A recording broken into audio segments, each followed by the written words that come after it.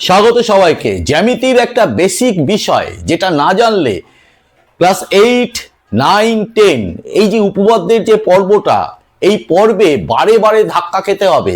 সেই জিনিসটা আমরা আজকে একটু জেনে নিতে হবে।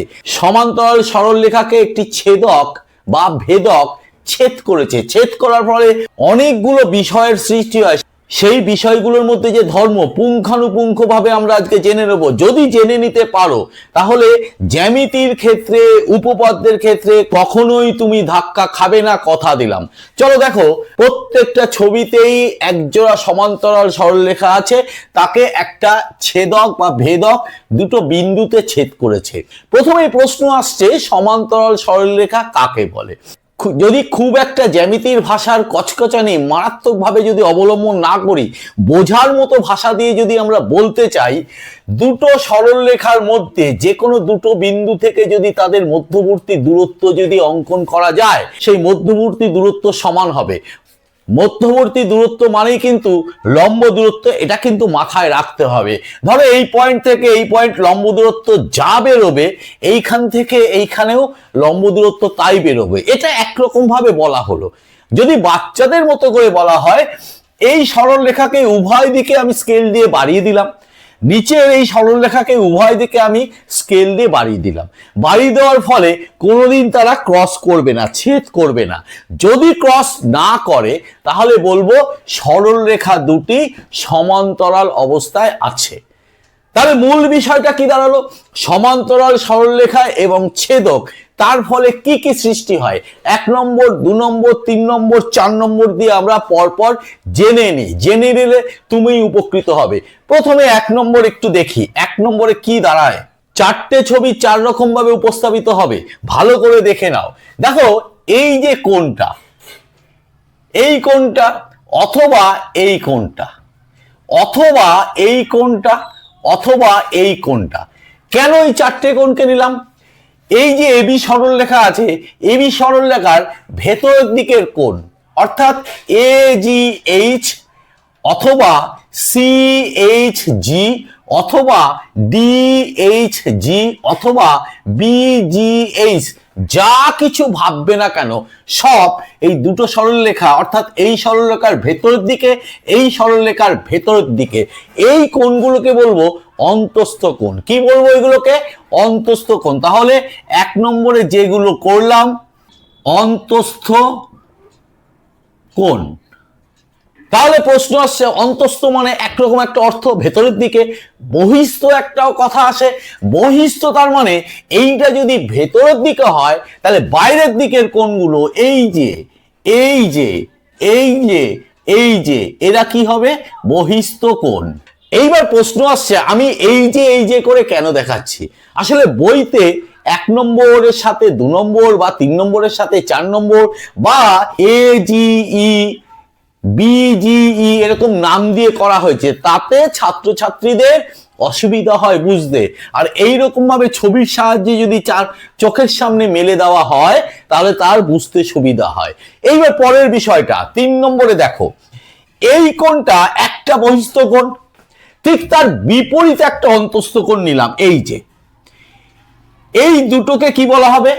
বিপ্রতীপ কোণ। খেয়াল করে দেখো, এরকম বিপ্রতীপ কোণ কিন্তু অনেকগুলো আছে। আমি দাগ দিচ্ছি না, আঙুল দিয়ে দেখাচ্ছি। এইটার সাথে এইটা বিপ্রতীপ কোণ, এইটার সাথে এইটা বিপ্রতীপ, অথবা এইটার সাথে এইটাও বিপ্রতীপ। অনেকগুলো বিপ্রতীপ কোণ। কথাটা গোদা বাংলায় বিপরীত কথা হিসাবেও তুমি মাথায় রাখতে পারো। অর্থাৎ এইটার সাথে তার বিপরীত এই কোণটা মানেই হচ্ছে বিপ্রতীপ কোণ। তাহলে এই বিপ্রতীপ কোণ কিন্তু আমরা পেয়ে গেলাম। তাহলে 3 নম্বর পয়েন্টে আমরা পেলাম বিপ্রতীপ কোণ। হয়ে গেল। 4 নম্বর এবার দেখি। 4 নম্বরে দেখো, এই যে এটাকে ছেদক বা ভেদক, এই কোণটার সাথে আমি এই কোণটা নিই। এই দুটো কোণ দেখো, এই সরলরেখার সাপেক্ষে অন্তস্থ কোণ, এই সরলরেখার সাপেক্ষে অন্তস্থ কোণ। এদের কিভাবে নামকরণ করব? এদের বলবো বিপরীত অন্তস্থ কোণ। ক্লিয়ার? কি বলবো এদের? বিপরীত অন্তস্থ কোণ। তাহলে এখানে পেলাম কি? বিপরীত অন্তস্থ কোণ। এইবার এই বিপরীত অন্তস্থ কোণ একটা রেখে দিলাম, আর একটা বহিস্থ কোণ নিয়ে নিলাম। এই যে ধরুন আমি এটা মুছে দিলাম, তাহলে দেখো এই সরলরেখার খোলামুখ এই দিকে, এই সরলরেখার খোলামুখ এই দিকে। যদি এই রকম যদি হয় যে খোলা মুখ দুটো এই পাশে পেশে থাকছে, তখন তাদের বলা হবে অনুরূপ কোণ। কি বলা হবে? অনুরূপ কোণ। তাহলে এইখানটা পেলাম আমরা অনুরূপ কোণ। এবার আরেকটা কোণ আমরা দেখে নেব। সেই কোণটা পাওয়ার আগে আমি একটা ফিগার আঁকি, একটা অ্যালফাবেট জেড, ইংলিশ অ্যালফাবেটে জেড আছে। এই জেডটাকে অনেক রকম ভাবে তুমি ঘুরিয়ে ফিরিয়ে লিখতে পারো। আমরা সাধারণত জেড এইভাবে লিখি, এইরকম হতে পারে, এইটা উল্টো হতে পারে, এই রকম হতে পারে, এন, জেডটাকে ঘুরিয়ে দিলে এন হয়ে গেল, এইরকম হতে পারে, অনেক রকম ভাবে। জেডটাই উল্টে পাল্টে আমাদের ভাবতে হবে। ভাবলে সেখানে আমরা দুটো কোণ পাচ্ছি, এই কোণটা এই কোণটা, এই কোণটা এই কোণটা, এই কোণটা এই কোণটা, একই রকম এখানেও দুটো কোণ পাচ্ছি। যদি ছবির দিকে তাকাও, এইখানে এই কোণের সাথে এই কোণটা আমরা এই যে জেড তৈরি করেছে, এই যে হলো, অথবা এই রকম জেড তৈরি করেছে। এখানে অনেক রকম থাকতে পারে। এই যে কোণগুলো আমরা পেলাম জেড এর মতো করে, এদের বলা হবে একান্তর কোণ। ক্লিয়ার ব্যাপার? এবার এই যে এতগুলো কোণ পেলাম, অন্তস্থ, বহিস্থ, একান্তর, অনুরূপ, যতগুলো কোণ পেলাম, কোণগুলোর মধ্যে বিশেষ বিশেষ কিছু রিলেশন, সম্পর্ক তৈরি করা যায়। সেই সম্পর্কগুলো কি সেটা একটু জেনে নিই। এবি এবং সিডি দুটি সমান্তরাল সরল রেখাকে ইএফ ছেদক এইচ এবং জি বিন্দুতে ছেদ করেছে। তাতে এই কোণটাকে আমরা অন্তস্থ কোণ বলবো, এই কোণটাকে আমরা অন্তস্থ কোণ বলবো।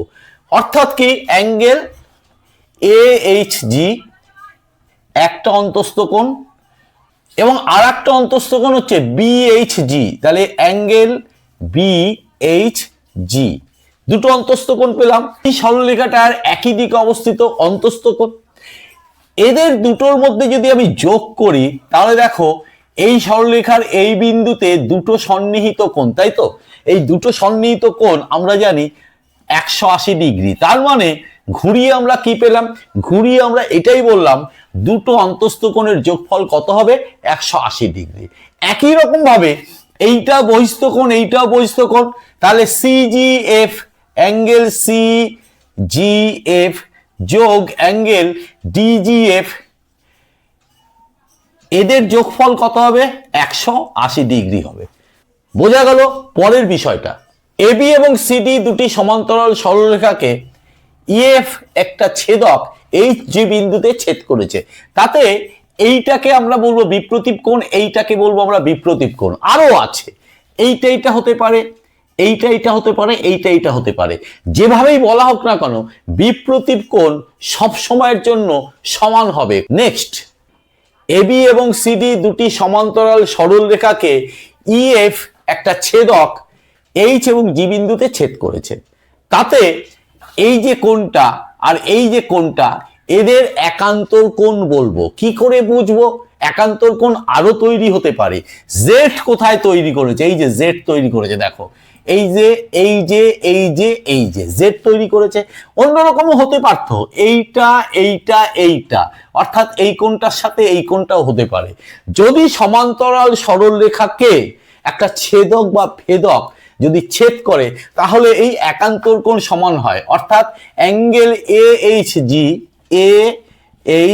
জি ইকুয়াল অ্যাঙ্গেল ডিজিএইচ। তুমি যদি অন্যভাবেও যদি একান্তর কোণ কনসিডার করো, তাতেও কোনো প্রবলেম নেই, সমান হবে। কিন্তু শর্ত একটাই হতে হবে, সমান্তরাল সরলরেখাকে একটা ছেদক বা ভেদককে ছেদ করতে হবে। চলো তাহলে নেক্সট ধর্ম। এবি এবং সিডি দুটি সমান্তরাল সরলরেখাকে ইএফ একটা ছেদক বা ভেদক এইচ এবং জি বিন্দুতে ছেদ করেছে। তাতে ভেদকের একই পার্শ্বে এইটা হতে পারে এবং এইটা হতে পারে, এই দুটো অন্তস্থ কোণ বলা হবে। এই দুটো অন্তস্থ কোণের যোগফল সবসময় 180 ডিগ্রি হবে। অ্যাঙ্গেল বিএইচজি যোগ অ্যাঙ্গেল ডিজিএইচ, তাহলে GH এদের যোগফল কত হবে 180 ডিগ্রি।